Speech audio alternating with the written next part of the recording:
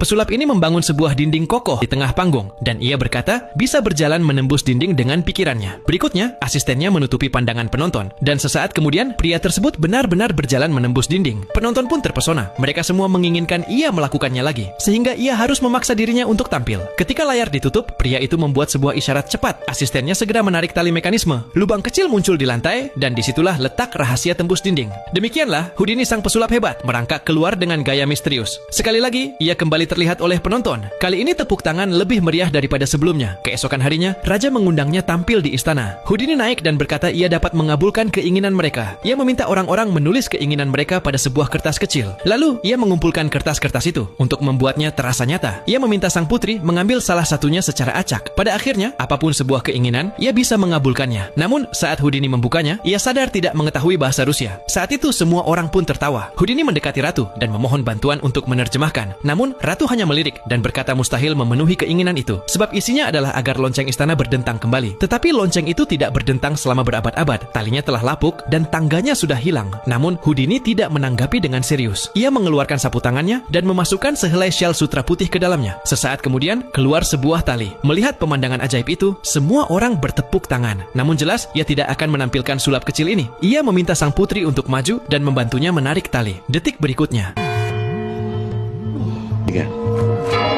lonceng istana bisa berdentang kembali, mengejutkan seluruh bangsawan yang hadir. Seolah mereka mendengar panggilan sang leluhur. Mereka semua berlutut secara serentak. Namun kita semua tahu sulap hanyalah palsu. Alasan lonceng bisa berdentang adalah karena kertas keinginan telah ditukar saat ia pertama kali menerima kertas itu. Maka pada akhirnya, tidak peduli keinginan apa yang diambil, yang pasti terwujud adalah membunyikan lonceng. Alasan lonceng dapat berdentang adalah karena asistennya. Sebuah senapan runduk telah dipasang sebelumnya di gedung seberang dengan peredam di moncongnya. Saat putri menarik tali, ia menekan pelatuk pada waktu yang sama. Bel istana pun langsung berdentang seketika.